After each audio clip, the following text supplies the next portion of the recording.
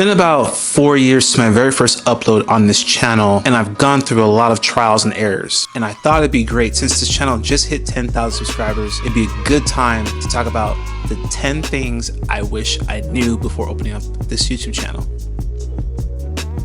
My goal by the end of this video is just to set expectations, also give you an insight on what it's like to open up a channel, what to expect, and not feel discouraged when you're not getting the views that you're looking for. I'm going to explain why. I'm going to try and break everything down in these 10 tips. So this is the most important tip of this entire video. It's even the cover of the thumbnail. Hard work does not equate to views. And what I mean by that is you can put as much work as you want into a video. What you think you deserve, you won't get on that video. So for example, I made a video where I spent like a whole day filming it, and I spent 2 weeks editing it. This is the longest video I've ever edited, and this 2 weeks was terrible for me. And I was like, man, but this is a great video. It's super thorough, it's clean, very transparent. In 1 year, I only got 2,000 views, which is heartbreaking and devastating. When you feel like your hard work goes unnoticed, it makes you feel discouraged easily, right? But you have to understand, just because you put a lot of hard work into a video does not mean you are deserving of a certain amount of views. Views can go up and down, they fluctuate. Getting picked up by the algorithm is luck. Maybe the topic isn't popular during the season, who knows? It could be a bunch of things. Putting a lot of hard work does not guarantee success, it doesn't guarantee views, it doesn't guarantee subscribers. It's really like a roll the dice type of thing. Don't feel discouraged. The solution for this is just kind of like gauge the amount of effort you put in to see what works for your channel. Because I can tell you there's other videos I've made where I put way less effort and they hit way more views than that one, for sure.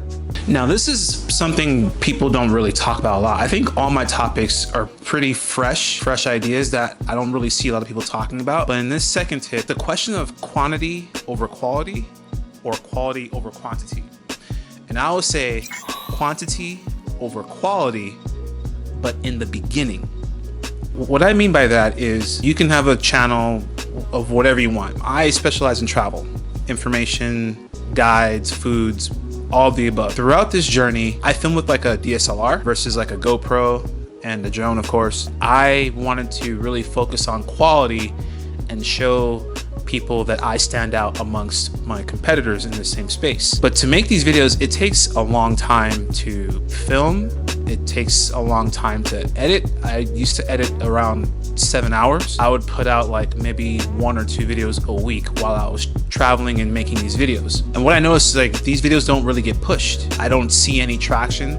The quality is great. People would understand like, hey, you got great quality. Hey, you got good content, but it never really got pushed. And then I switched my efforts from high quality to a different type of quality, because GoPro still films at a 4K, but just a different type of quality. And it's easier to edit and push out these videos at a more velocity. From making just 1 or 2 videos a week, I switched from making like 7 videos a week, because this type of style is very easy for me. And when I uploaded like 7 videos in the week, I got like a notification from YouTube saying, hey, this is good. People are more tuned in because you uploaded more. So keep it going. Like a notification. I've never seen this notification before. That indicated that YouTube actually likes that you're pumping out more videos over the quality of videos that I used to do. Why I say quantity over quality in the beginning is great. Have a strategy of like a niche where you don't have to edit as much and pump out a lot, so that YouTube can see that you're consistent on their platform, and that encourages them to share your videos and your older videos too. And then when you've reached a certain plateau or even a threshold, maybe like 100K, where you've established an audience, you can switch over to quality over quantity, because now you can take your time to feed your audience the content that you really want to make, and they would appreciate it. So that's kind of like the idea you should have now. So in the beginning, pump out a lot.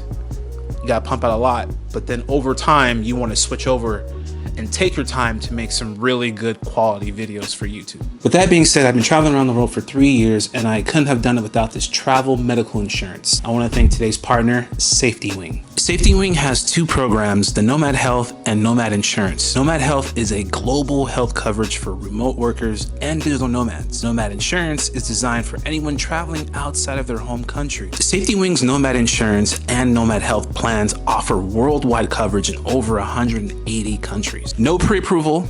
It's really easy and simple to sign up. You can purchase your insurance before or after you depart, which adds amazing flexibility. They also have a claim system, which is great because it covers lost luggage and travel delays for events that are out of your control. And if you know me personally, I always have issues traveling. Lost my luggage, I've missed some things, I've had delays, you name it, it's happened to me all the time. Safety Wing is also family friendly, so if you have children under the age of 10, they are covered under your policy. And I think that's great for people that like to travel with family. I feel this is a great option for both you and solo travelers. But my favorite is the 24/7 hour system. I always get frustrated. I'm not a person that likes to talk to robots. When I want to speak to someone, they are always ready and available to talk whenever I have an issue. So that's my favorite feature of Safety Wing. If all of this sounded like a great fit for you, go ahead and hit the link in my description to sign up right now. So this is a very interesting tip as well. TikTok, Facebook, Instagram, and then we have YouTube. When we talk about content versus, long form versus short form, YouTube is a long form platform, which recently introduced the shorts and all that, and that's great. But there's a difference between uploading content on YouTube versus like Instagram. When uploading a video to YouTube, it is a package. So this is a content package that you need to understand when you're making a video. When I say content package, you have your title, thumbnail, and then the content itself. So when you're making a video, you need to be very organized on what you're providing for your audience or even for new viewers. You have to understand when you're making a video for YouTube, you're literally creating a package for people and it needs to sync all around versus Instagram where you can just make a reel, just chop a few videos together and then upload it to Instagram and go from there. It's a very different process. So in my past, I didn't really understand what I was doing. Like, they kind of guide you to making your title, your thumbnail, but I didn't really have like a strategy for a thumbnail. I didn't have a strategy for a title. I just really excelled at making a video. And then I would come back to create a title later and then the thumbnail later. I found more success when you know the type of video you're making, when you have your title ready and you have your thumbnail ready. Well, I create the title first, then the thumbnail, and then the actual video, and it's all ready to go and packaged up. So I found more success doing that rather than just going out and about filming and then think about the title later and then think about the thumbnail. It doesn't flow very well. I'm just going to highlight the changes I've made on my channel, not so much describing all of it as a whole, but this next topic is SEO, and that means search engine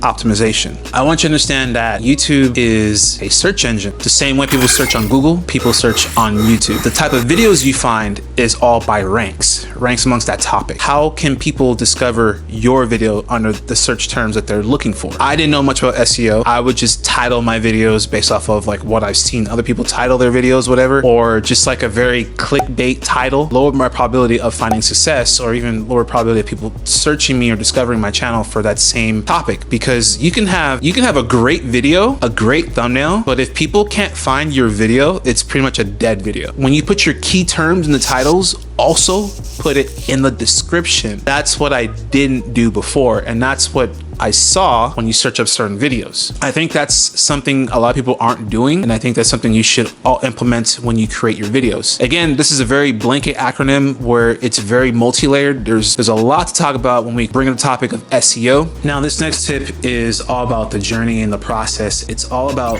failing forward. If you don't know what I mean by failing forward is we're gonna fail a lot. I mean, a lot. And you have a choice of keep failing or learn from it, the mistakes that you're making, so you can be the next Mr. Beast, or you can be the next YouTuber that people need to know or discover. I've been on YouTube for like 15 years. I have 2 channels with over 10,000. So in totality, I have like 20, but still, that's not where I've always wanted to be. I've always wanted more, right? On this new channel, I've made a lot of mistakes that I've learned from that has really bettered me to be a better creator. During these 3 years, I've put out so much effort and energy, voiced my thoughts, my opinions, my experiences, on this channel, molded me into a very solid creator. Like, I know what I'm looking for. I know what my audience is. I know my vision for this channel rather than it happening on my very first video. So throughout the 3 years of this channel, I've been just failing forward for each video that I've created.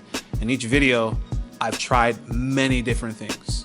I've tried food, travel guides, tips, and each video that I've created taught me something about myself and about my channel. You're gonna have videos that flatline, but understand why they flatline and make a better video next time.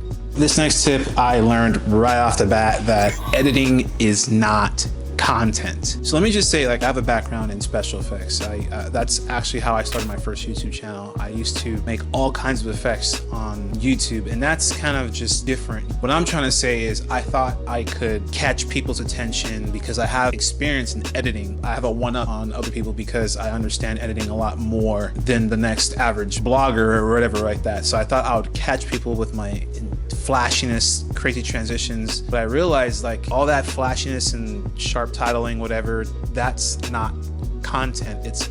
Content is actually the message you convey through your editing. If you're able to convey a message through the editing, people want to see effort, people want to see narration, people want to be told stories. If you're able to convey your editing into a message, I believe that would be more powerful in the future for your channel to actually grab people's attention rather than thinking just simple editing tricks. Definitely something to think about when you're making content. Please don't rely on your editing skills alone, because that just doesn't work. Editing is not content. Convey your message through editing to grab people's attention, and I promise you, you'll find more success on your channel. I think the share button is the most underrated tool in all of YouTube. In the beginning on this channel, I would just make videos. I would spend hours making videos, film it, upload it, thumbnail it, title it, whatever, and then that's it. I would just wait for YouTube to push it. Let me tell you something, YouTube's not gonna push your video. You have to be your own boss and your own marketer. Share that button, share that button. That is the key to success. You gotta get people to see that video, you gotta market that video. After you upload your video to YouTube, share it. Try to share it to different pockets of the internet. It could be Facebook, it could be Reddit, which is what I like to do. It could be a group somewhere, maybe like a private group, WhatsApp group. You need to share your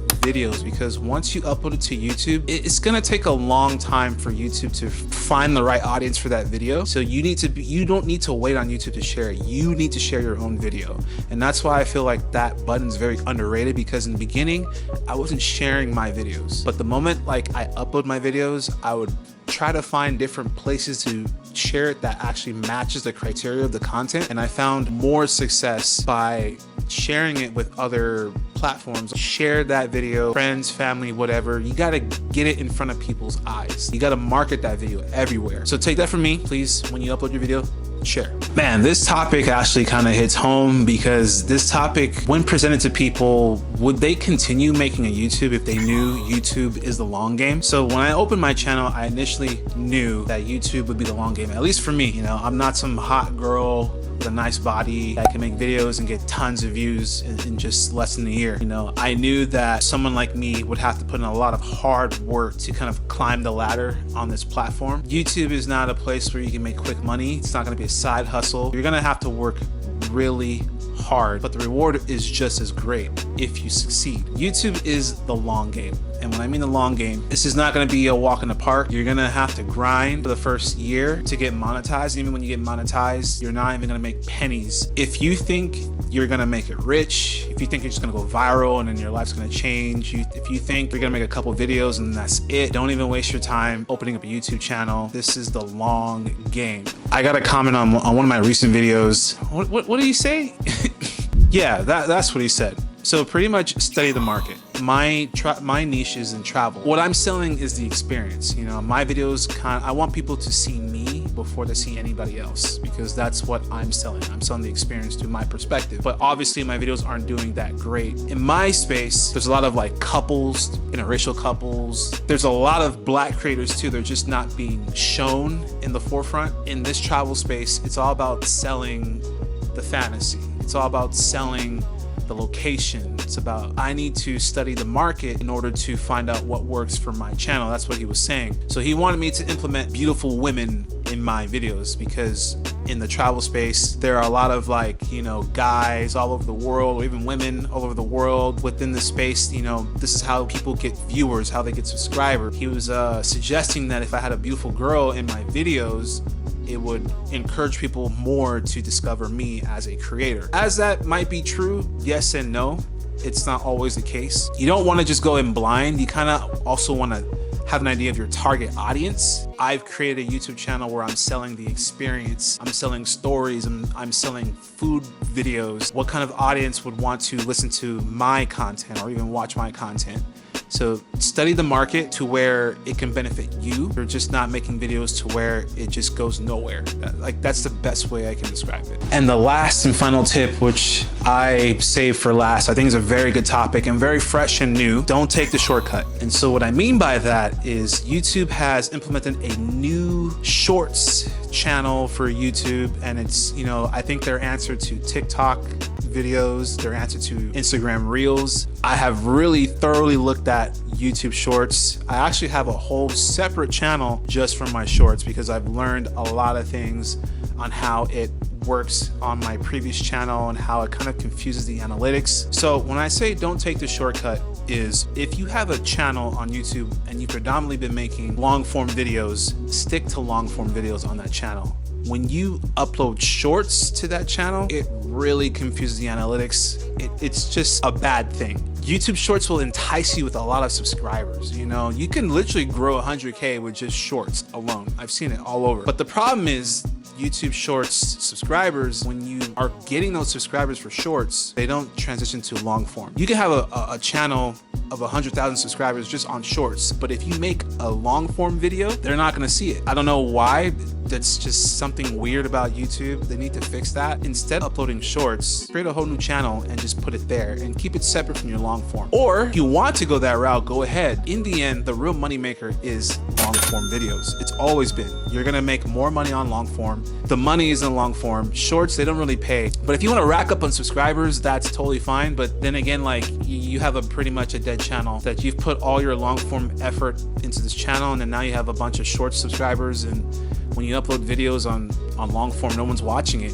And that's all. I believe I've covered everything that I wanted to talk about in this video. Definitely want to get this off my chest for a while. If you have any questions about anything that I covered in this video, please let me know in the comments below. I'll be happy to answer them. Again, thank you guys for the 10,000 subscribers. It really means a lot to me. I didn't think I would get this far on this channel, but here we are right now. So thank you again. If you haven't subscribed already, if this is a video that you liked and you want to see more of it, definitely subscribe. Let me know in the comments below. I will see you guys in my next video. Peace.